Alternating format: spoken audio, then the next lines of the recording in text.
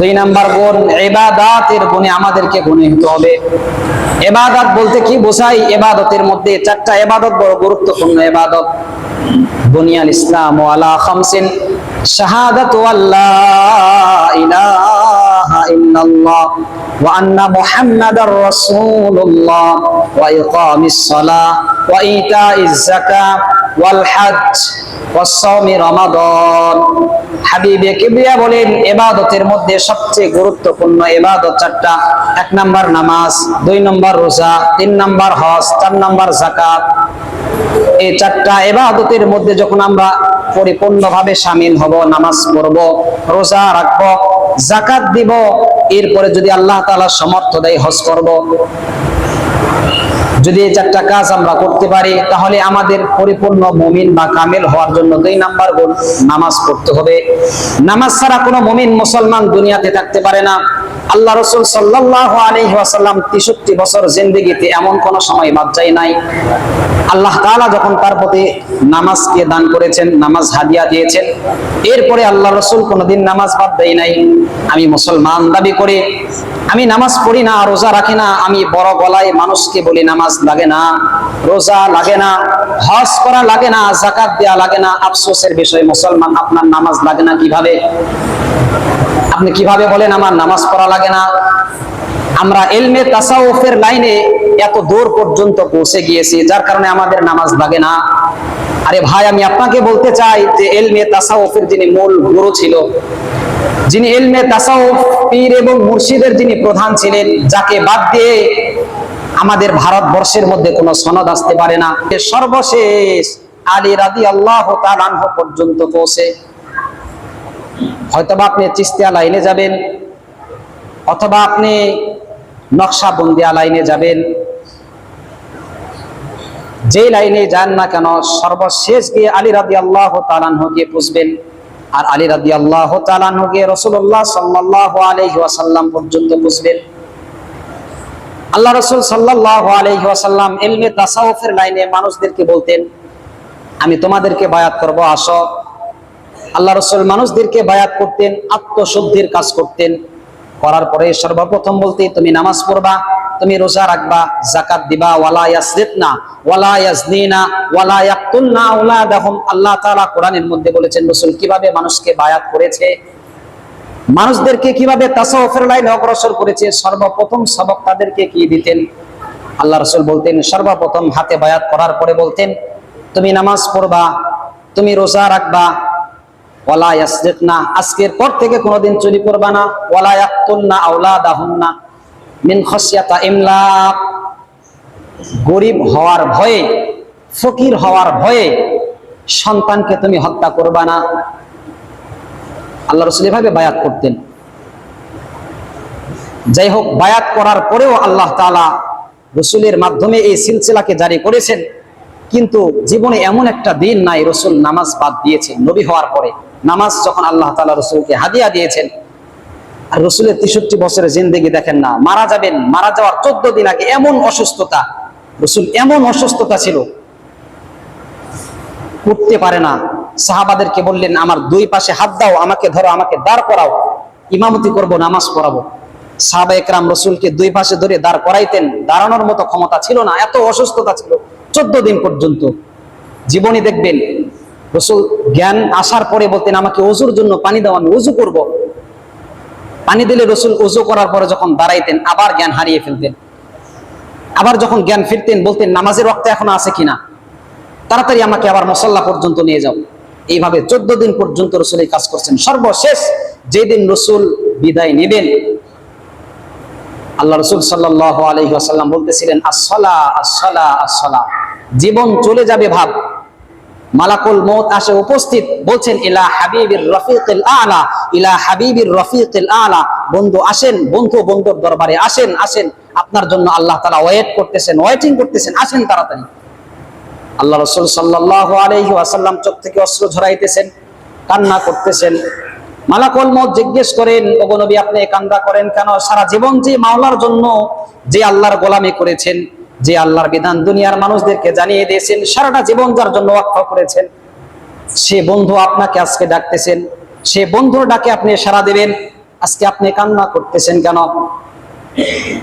আল্লাহ রাসূল সাল্লাল্লাহু আলাইহি ওয়াসাল্লাম 3 দিন পর্যন্ত খাবার খায় নাই। সমস্ত ফ্যামিলিরা না খাওয়া অবস্থায় আছেন, চুলার মধ্যে আগুন জ্বলে নাই।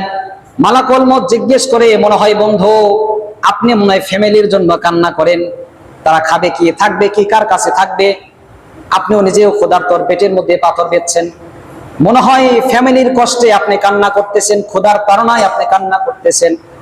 হাবিবে কিবরিয়া বলেন, না না না, আমি ক্ষুধার কারণে কান্না করি নাই, ফ্যামিলির জন্য কান্না করি নাই, ঘরের মধ্যে খাবার নেই এই জন্য আমি রাসূল কান্না করি নাই। আমি কান্না করতেছি, আমি আজকে আল্লাহর কাছে, আমার মাওলার কাছে চলে যাব, কিন্তু আমার উম্মতদেরকে, আমার এই গুনাহগার উম্মতদেরকে আমি কার কাছে রেখে যাব? আমার উম্মতের দায়িত্ব কে নেবে? এদের দায়িত্ব কে নেবে? আল্লাহ রাব্বুল আলামিন সঙ্গে সঙ্গে জিবরিল আমিনের মাধ্যমে খবর পাঠাইছেন, ওগো রাসূল, ওগো হাবিব, টেনশন করবেন না, আপনাকে আনার পরে আমি আল্লাহ তাআলা তাদের জিম্মাদারি হয়ে যাব। জোরে জোরে বলুন না সুবহানাল্লাহ।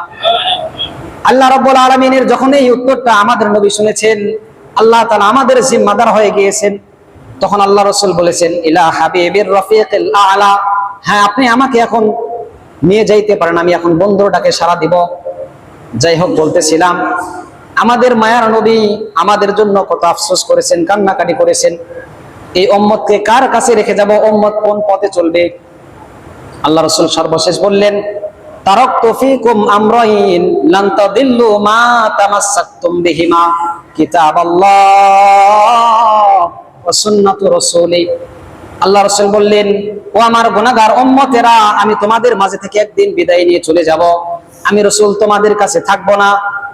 তোমাদেরকে সঠিক পথ দেখাবে এমন কোন মানুষও না থাকতে পারে, সঠিক কথা বলবে, সঠিক দিন তোমাদেরকে বোঝাবেন এমন মানুষ না থাকতে পারে। এমন একটা সময় আসবে, অটোমেটিকলি এমন একটা সময় তোমাদের কাছে আসবে, যে সময় কোনো ভালো মানুষ পাইবা না, যে মানুষেরা তোমাদেরকে ইসলামের পথে দাওয়াত দিবে, এক আল্লাহর পথে দাওয়াত দিবে, তাওহীদের পক্ষে দাওয়াত দিবে, নামাজের জন্য দাওয়াত দিবে, এমন মানুষ পাইবা না। তবে রাসূল, আমি তোমাদের জন্য 2টা জিনিস আমি ওই সময় তোমাদের জন্য রেখে যাচ্ছি, যদি এই 2টা জিনিসকে ফলো করো। 1 নাম্বার, আমি আল্লাহ তাআলার বিধান কোরআনকে তোমাদের মাঝে রেখে গেলাম। 2 নম্বর, আমার সুন্নতকে আমি তোমাদের মাঝে রেখে গেলাম।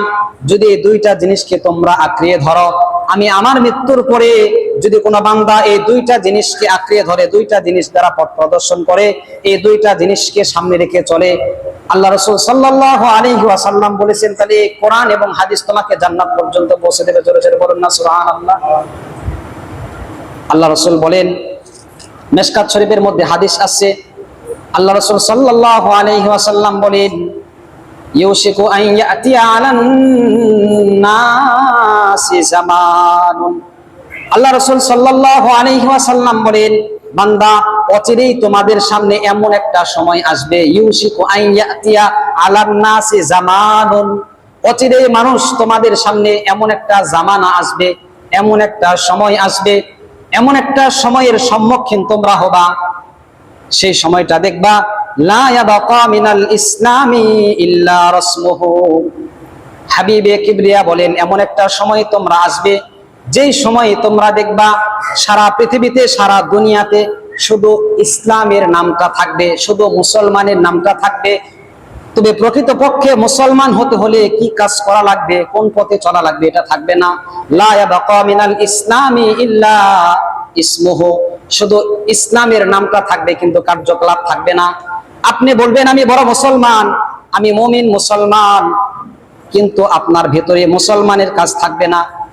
আল্লাহ রাসূল বলেন, শুধু তাই নয়, ওয়ালা ইয়াবাকা মিনাল কুরআনি ইল্লা রাসমুহু, এমন একটা সময় আসবে যে সময়টাই কোরআনটা শুধু তোমাদের সামনে থাকবে, ইল্লা রাসমুহু, তবে কোরআনের কপিটা ব্যতীত, কভারটা ব্যতীত, থিমটা ব্যতীত, স্ট্রাকচারটা ব্যতীত আর কিছুই থাকবে না। কোরআনের জ্ঞান, কোরআনের মর্ম, কোরআনের হিকমত, কোরআনের ইলম বিদ্যা তোমাদের কাছে থাকবে না, শুধু কোরআন থাকবে। আল্লাহ রাসূল সাল্লাল্লাহু আলাইহি ওয়াসাল্লাম বলেন, শুধু তাই নয়, মাসাজিদুহুম আমিরাতুন ওয়া হিয়া খারাবুম মিনাল হুদা। আল্লাহ রাসূল বলেন, এমন একটা সময় তোমাদের সামনে আসবে, যে সময় এমন একটা সময় আসবে দেখবা তোমাদের মসজিদগুলো এত সুন্দর চাকচিক্য হবে, এত সুন্দর প্রাসাদের মতো মসজিদ বানাবে, নির্মাণ করবে। মাসাজিদুহুম আবিরাতুন, তোমাদের মসজিদটা এত সুন্দর প্রাসাদের মতো ঝলঝল করবে, উজ্জ্বল করবে, লাইটিং সার্ভিস থাকবে, টাইলস দ্বারা সুন্দর করে সাজানো হবে, এত সুন্দর করে মসজিদটাকে প্রাসাদের মতো বানানো হবে। তবে আফসোস, ওয়াহিয়া খারাবুম মিনাল হুদা, তবে মসজিদের মধ্যে হেদায়েত থাকবে না, হেদায়েত শূন্য থাকবে, মসজিদটা বিরান হয়ে পড়ে থাকবে। মানুষ দেখবেন মানুষে ভরপুর মসজিদের মধ্যে, কিন্তু তাদের মধ্যে ঈমানের মতো গুণ থাকবে না। শুধু বলবে মুসলমান, নামাজ পড়বে, দেখবেন শুধু নামাজ পড়বে কিরকম, শুধু আসবে, বসবে, ঢিপ দিবে আর চলে যাবে, রেডিমেড নামাজ যাকে বলা হয়।